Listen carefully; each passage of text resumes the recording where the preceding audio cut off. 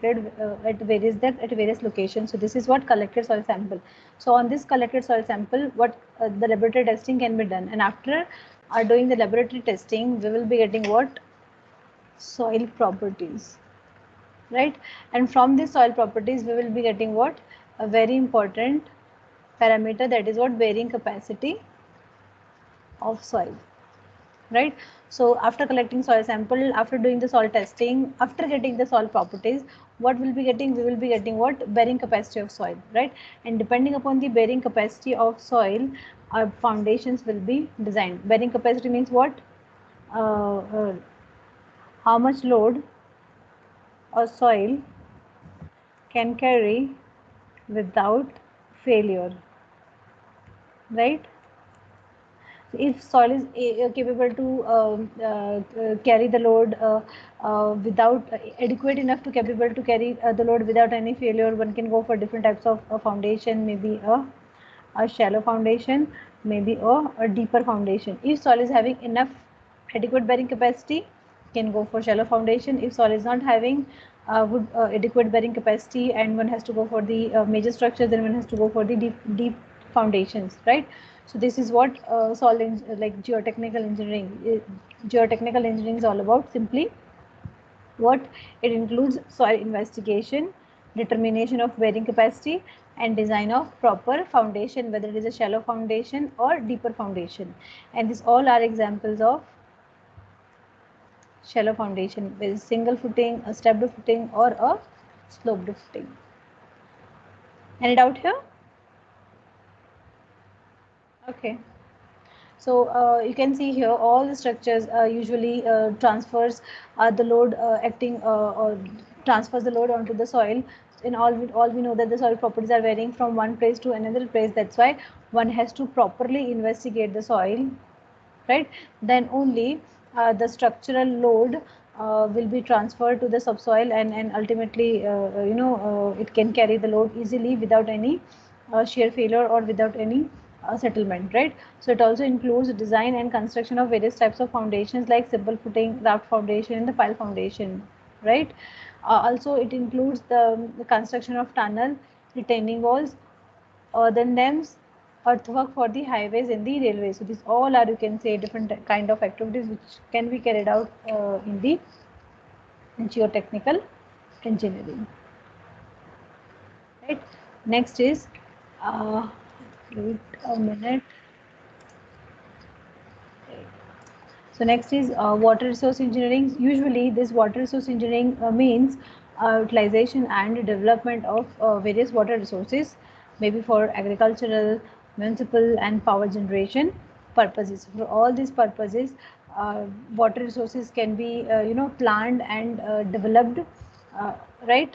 So it also includes this water resource engineering usually includes two basic you can say domains. The very first is irrigation engineering, and this irrigation engineering deals with the various types of, or you can say method of irrigation for various types of crops, or to increase the crop yield.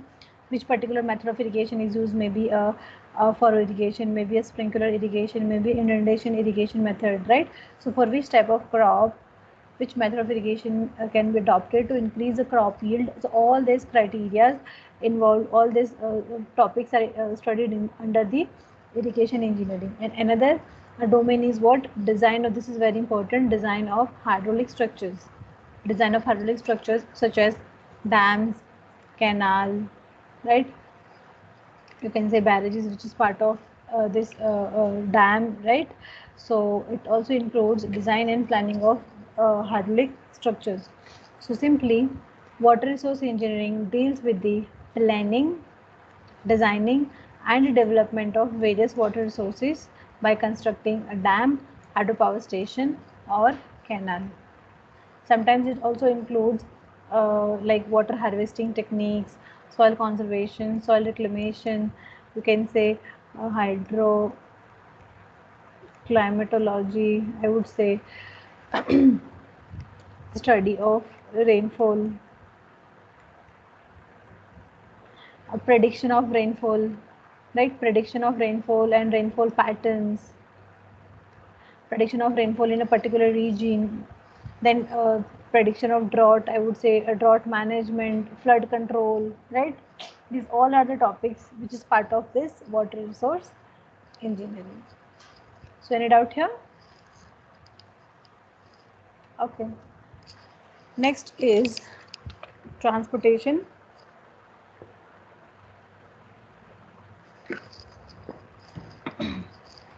Next is transportation engineering. So usually all we know that the transportation engineering deals with the movement of goods and people from one place to another place. So usually transportation involves three branches. The very first is transportation way, that is for the highways and the railways, which primarily deals with the geometrical and structural design of all these highways and railways. Geometrical and structural design, like say for example, I would say at a particular like point of curvature, where there is a curvature, no, how much super elevation we need to provide to avoid the skipping and you can say skidding of vehicles, right? So how much super elevation, or you can say how much angle is provided. Usually at the curvature, the road surface is not exactly horizontal. It might be little bit inclined, right, at a particular angle. So how much angle should be there, like, and how many layers of pavements will be there. Like, so you can say pavement, the bottommost is subgrade, then maybe you can sub base, and then sand or maybe aggregate, and the very last will be a bitumen, right? So thickness of each and every layer with respect to each other, thickness of the total layer of this whole pavement is what structural and geometrical design of highway and the railways. Along with this structural and geometrical design for the roads, it also includes traffic related studies such as like traffic survey, I would say, to know the volume of traffic at a particular period of time during the peak hours, which type of and in which number this particular type of vehicles are passing from this particular junction or from this city area. So the whole involves what traffic, the whole involves what study of traffic, right? How to take care of the traffic and how to control that traffic, and the movement of vehicle is part of what traffic engineering. And from this to the very last, a transportation can be planned by considering all the factors, maybe possible route, then traffic study, then traffic volume at a particular peak hours, right? From that, ultimate transportation can be planned. Okay, so this is what transportation engineering is. Next one is environmental engineering. This environmental engineering usually deals with the study of various types of pollution, the consequences and the effect of all those pollution to the public health, and studying the remedial measures of that, right? Then treating water, treating industrial wastewater, domestic wastewater, and designing all these filtration tanks, or you can say designing a whole treatment plants. You know, all these things are part of what environmental engineering. So we will discuss in detail here. This environmental engineering deals with the pollution control and public health engineering. So pollution control and how this pollution will be affecting over the public health, that is part of environmental engineering. So it includes water pollution, air pollution, land pollution, all these types of pollution it includes. And out of this, the public health engineering involves treatment of drinking water, treatment of wastewater, maybe a domestic or industrial wastewater, right? Maybe a domestic or industrial waste treatment of domestic and industrial wastewater.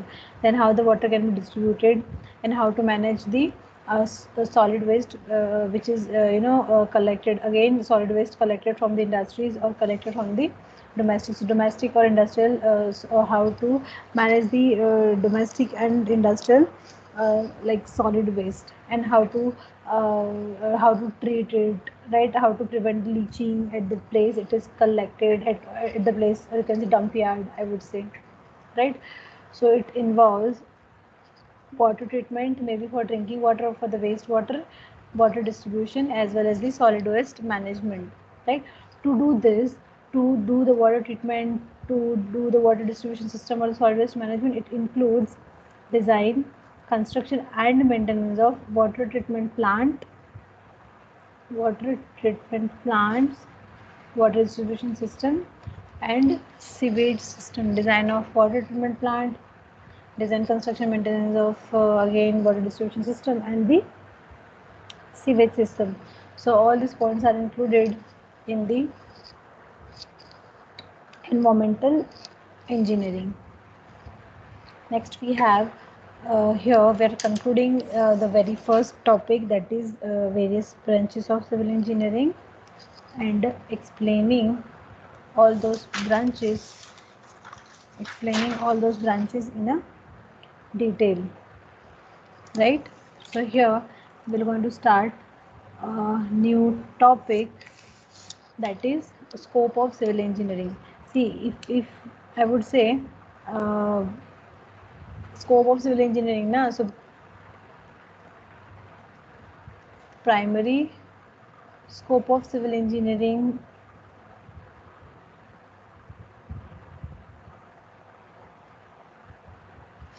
right? Scope of civil engineering, primary scope of civil engineering, I would say it's planning, designing, estimating, costing, supervising supervising all the construction activities which is going on over the construction site, construction management, or you can say managing all the construction activities.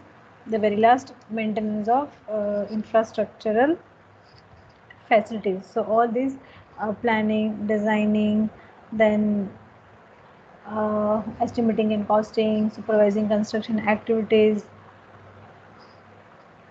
and managing all the construction activities, all are said to be primary scope of civil engineering. But this scope of civil engineering are again bifurcated according to in which area of you can say in which field the service is provided, and according to the function of civil engineering the scopes are bifurcated.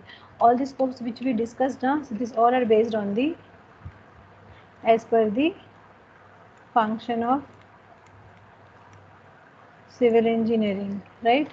But as per the area of services or the field of the work, na, it can again bifurcated according to various branches. Maybe it is related to building construction, related to construction of heavy structures, related to transportation, water resource, geotechnical, environmental, or town planning. So this is based on the particular field work, and this is based on the particular function, maybe surveying, leveling, planning, structure analysis and design. It can be for structure, it can be for retaining wall, it can be for water treatment plant, it can be for anything. So this is, you can say, in general, structure analysis and design. Estimating, costing and evaluation, estimation of, like you can say, quantity, estimation of quantity of material, estimation of how much project cost will be requiring, and what could be its ultimate valuation after the completion of the project. So it can be for any type of structure, so it won't be related with the particular branches, so it is in general scope. Again, construction management, managing all the construction related activities, whether it is quantity of material, whether it is this much quantity of material is requiring at a particular stage of the construction, this much money will be incorporated, this much manpower will be requiring, how much time particular activity will going to take for the completion or the whole completion of the project, right, before the particular deadline. So this is what construction management. And the very last is quality control and the monitoring. Quality control and monitoring means whatever construction activities are going on now, so supervising it, whether it is executed properly or not, whether a good standard quality of a particular specification, the material with the particular specification is used on a particular construction site or not. So this is what bifurcation of Scope of civil engineering based on these two branches. So we will discuss the scopes in a detail one by one. So do you have any doubt till here? So do you have any doubt for the topics we discussed so far? No, ma'am. Okay. No, ma'am. Okay, fine. So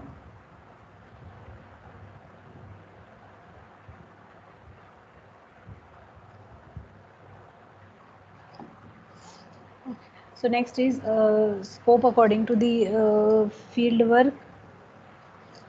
So this particular deals with the building construction of, we can say, deals with the construction of various types of building. This deals with the construction of various types of buildings. The building can be a residential one, can be a commercial one, it can be industrial, it can be a hazardous building, it can be a public building, it can be an institutional building, right? So simply this deals with the construction of various types of building ranging from residential, commercial, industrial, hazardous, public and institutional building.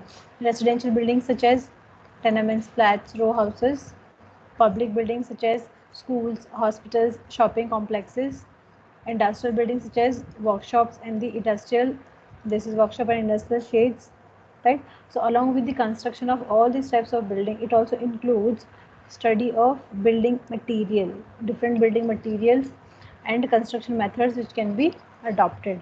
So this building construction simply deals with the construction of various types of building along with the study of building material and the construction methodologies. Next one is construction of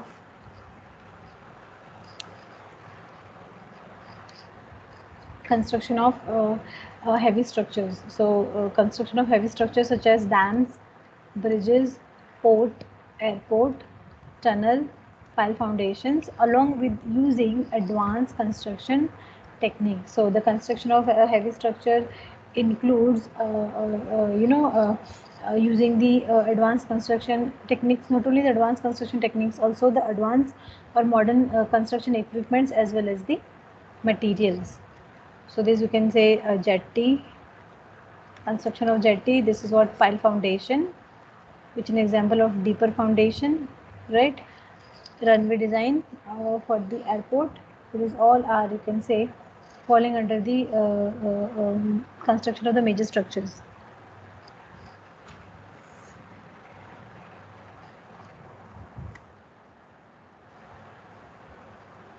Next one is scope under the geotechnical engineering. So the geotechnical engineering already we discussed. It involves construction of various types of foundations like simple footing, well foundation. Well foundation is especially for the bridges over rivers, right? This is especially in that case well foundation, pile foundation and foundations of machine or foundations of machine that are subjected to vibrations, right? So for that we can say machine foundation. Like I'll give you an example. If you talk about turbines, right? So for the heavy turbines creates huge vibrations, right? So that vibration may cause instability to the structure. So in that case, one has to construct or design that type of foundations which can bear, which can absorb or bear the vibrations or, produced by the machines. So for that, a machine, typically machine foundations are constructed. So it deals with the construction of all these types of foundations. Along with that, it includes soil investigation and the soil testing. Also, it includes construction of earthwork for the highway, railways, and for the earthen. So this you can say construction of earthwork. So you might have seen onto the construction site that soil is dumped, and after dumping, embankment is like constructed. This kind of embankment is constructed. So using soil over here with a particular strength, densifying the soil, right?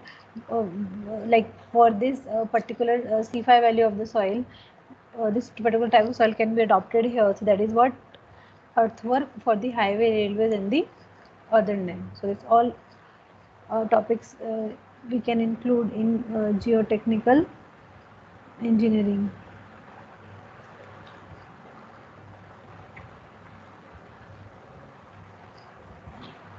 Next is transportation engineering, right? So this transportation engineering usually deals with the construction of various structures like roads, railways, bridges, tunnels, harbors, runway, and the airports. Harbor is part of, you can say, port. It also includes traffic engineering and the study of highway materials, especially aggregate bitumen, right? So it involves study of highway materials for the bitumen and the aggregate. So this can be part of what transportation engineering. Next is town planning, right? Town planning is what dividing a whole land into various zones as per the functional requirement, right? As per the functional requirement. So planning of town by zoning zoning a land according to its functional requirement, planning a road network, planning of other services such as water supply and the drainage is what it includes in the town planning. Along with this planning of road network supply and water supply and the drainage, it also involves preparation of master plan of any particular city area, or constructing or construction of building by the regulation rules and regulations such as principles of planning and the building bylaws. So dividing a whole land into various zones according to functional requirement, planning of road networks, water supply, drainage, preparation of master plan, and construction of building by the regulation of building bylaws and the principle of planning is a part of what town planning, right? And the very last is water resource engineering. So already we discussed, it involves construction of hydraulic structures such as dams, barrages, which is part of them to collect water, then canal, development of hydropower station, construction and development of hydropower station. It also includes irrigation, watershed management, rainwater harvesting, hydrology, flood control, as I said, prediction of rainfall, then drought management, right? Hydroclimatology, study of climates. This is part of what water resource engineering. So here we are concluding the discussion of scope of civil engineering according to the field work, right?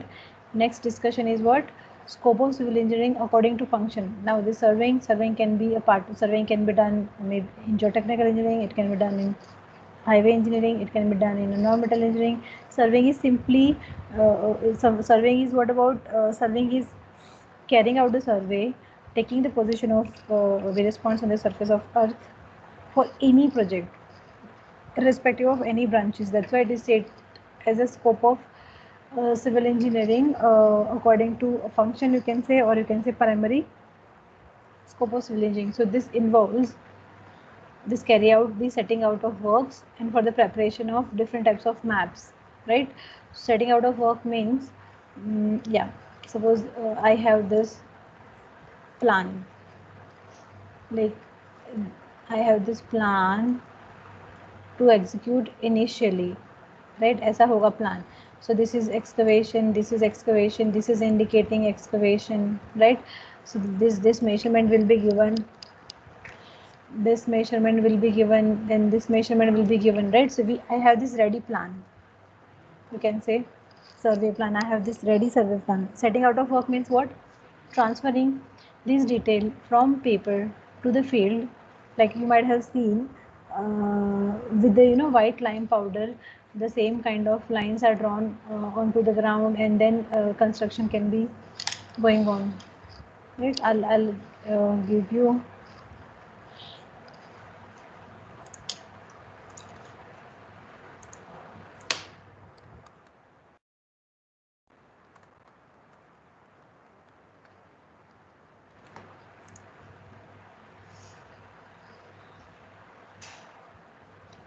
This one is perfect image.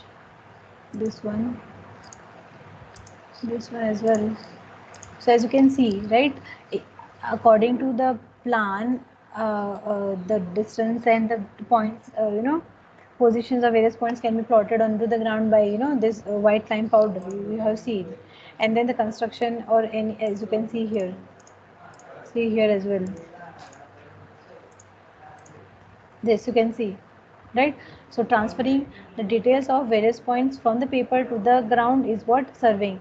And then जैसे कि यहाँ पे excavation होगा, यहाँ पे excavation होगा, every details is mentioned. So that is what setting out of the work, right? Also preparation of plan by taking distances, angles on various points on the surface of earth. So also it includes leveling. So leveling is what? Measuring distance into the vertical plane, right? Measuring, you can say, taking elevations and heights on various points on the surface of earth in the vertical plane, and after that preparing a contour map. So contour maps are this kind of maps. So this contour map is the only type of map which indicates details, or which gives the details on vertical plane. And the distance between these two lines are indicating what? Topography of this particular region. It indicating the topography, right? So this is what contour map indicates, the topography of that particular area, and these contour maps are prepared from surveying and leveling.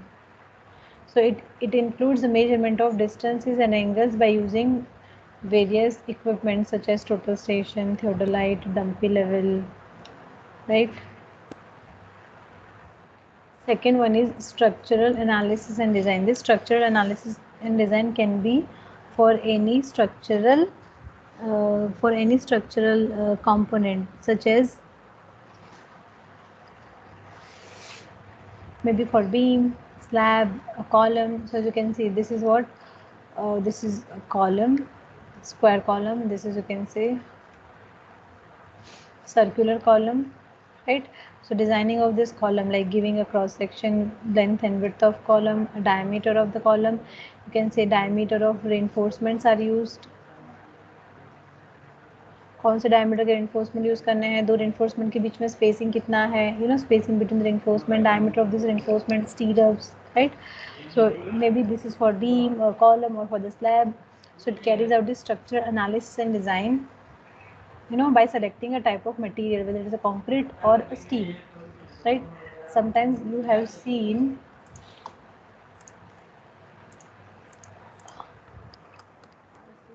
frame, as you can see, this is a reinforced cement concrete frame of any building, जिसमें concrete भी है और steel भी है, sorry, concrete भी है और reinforcement भी है, so उसको बोलेंगे concrete and steel together. It also can be possible that steel frame structure. So this you can see, the whole building, the whole frame is made up of steel only. There won't be usage of any concrete, right? So whether we need to select whole concrete, a whole RCC, a whole RCC frame or whole steel frame, this is also part of what structural analysis and design. So it also fixes the size, it also fixes the size and shape of various structural components like slab, beam and column. This is what I said, length and width, diameter of reinforcement, spacing between the reinforcement. So structure analysis is requiring before designing of any structure. जैसे कि मैंने पहले size दिया, जैसे कि 450 by 450, and then I'm designing it. Then no, it's not safe. Then I will go to increase the cross section, maybe doing 450 by 600, maybe by doing 500 by 600. So this trial and error giving the cross section is what analysis, and then finalizing it's said to be design. If you see this image now, this is not part of your study, but still I'm going to explain you. Like, this is my one of the beam, there is a one, like the central column. So because of this load of this column coming over this beam, how much shear force it will going to experience. Shear force means ऐसा force जो which will going to cut the cross section of this beam. How much bending moment can be exerted, which can bend the whole beam. how much deflection means cracks into the beam, how much deflection a beam can experience. All these all are technical words which is not part of your study. So how much shear force, bending moment, deflection, each and every structural component can experience, it can be calculated sorry, as a part of structural analysis and design. Next is estimating, costing and valuation. Estimating means what? Estimation of quantity of material. Material may be a cement, like how many cement bags will be used, how much sorry, sand can be used. Then I would say how much tons of steel can be used, how much how many number of manpower will be requiring. So I would say calculation of quantity of every single material used onto the construction site at a particular stage of construction, at a particular time of construction, for the timely completion of the project. That is what estimations. Estimations are prepared from the drawings, particular with the specifications of material and with the particular market rate. So quantity multiplying the market rate, it will going to give us the costing, right? So costing is also carried out as per the actual expenditure, the payment of bills, or during the any construction work. So how much costing will be requiring, that is also part of this estimating, costing, valuation. The very last is what? Valuation. So this valuation is carried out to know the market price of a particular property for selling, buying, loaning and insurance purposes, right? So this is what estimation, costing and valuation. So this kind of sheets are prepared, like to do the estimating, costing, right? Next is quality control. This quality control is very important, especially during the execution of construction activities.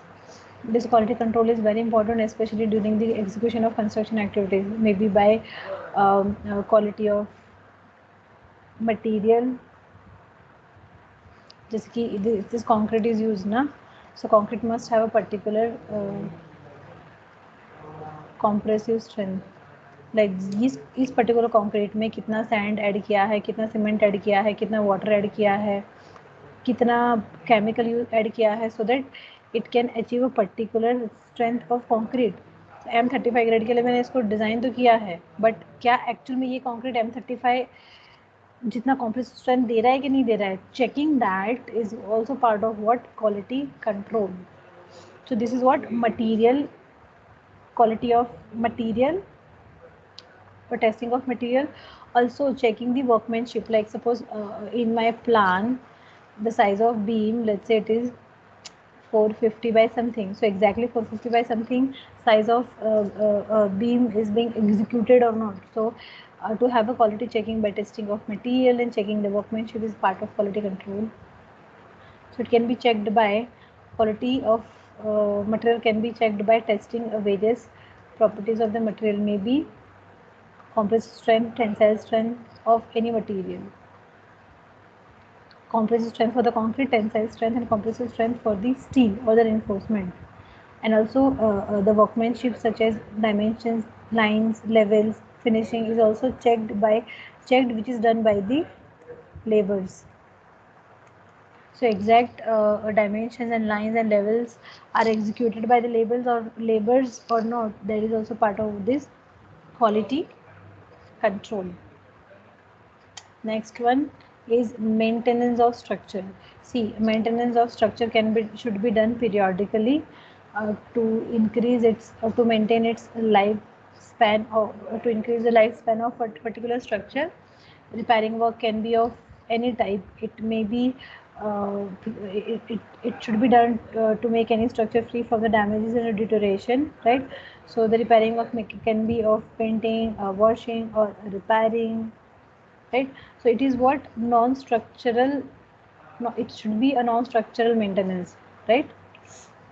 For the structural maintenance, one cannot go for the maintenance, right?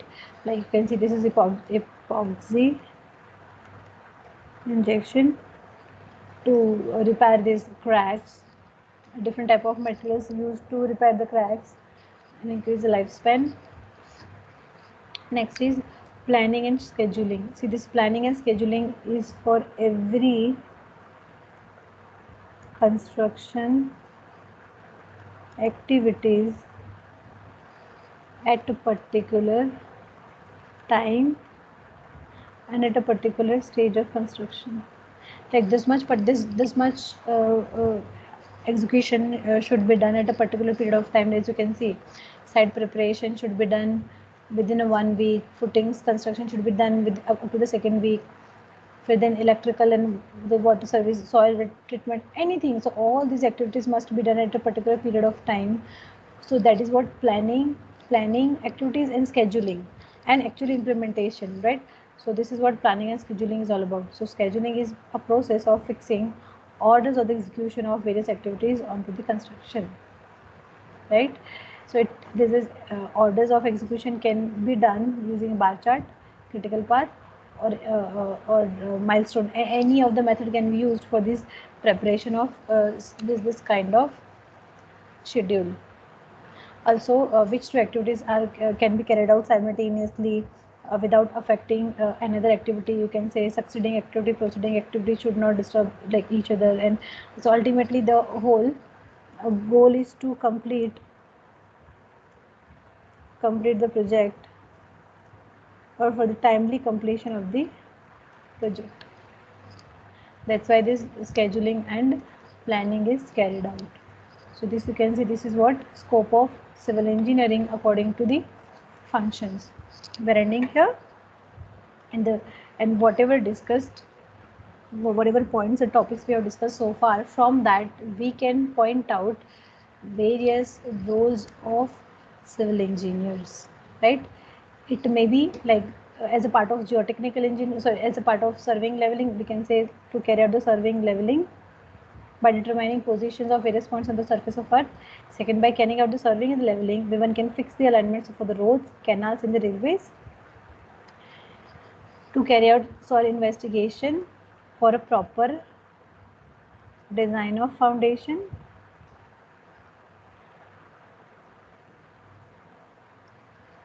Carry out planning of various types of building as per the functional needs and building bylaws. Written here, building bylaws and the principle of planning. So all the buildings are planned and constructed as per the building bylaws, functional needs, and the principle of planning. Right? Structure analysis and design can be carried out for various infrastructural facilities.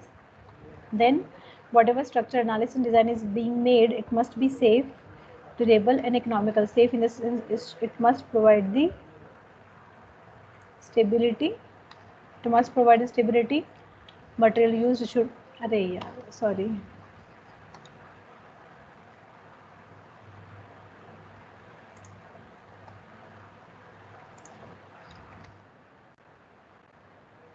Right, material use should be durable and design should be economical, right? Supervising all the construction activities, its execution, ensuring the progress of the work and checking the quality of work is part of role of civil engineer. Also, testing of various civil engineering materials such as cement, sand, aggregate, reinforcement, soil, bitumen. So testing of all the construction material is part of its role of civil engineering. And the very last, carrying out the valuation, estimating, valuation, and costing for the selling, buying, and taxation purposes is also role of civil engineers. So this is what introduction to civil engineering, I would say, and end of the very first chapter of very first NEET. So if you have any doubt, you can ask me. So anybody is having any doubt here?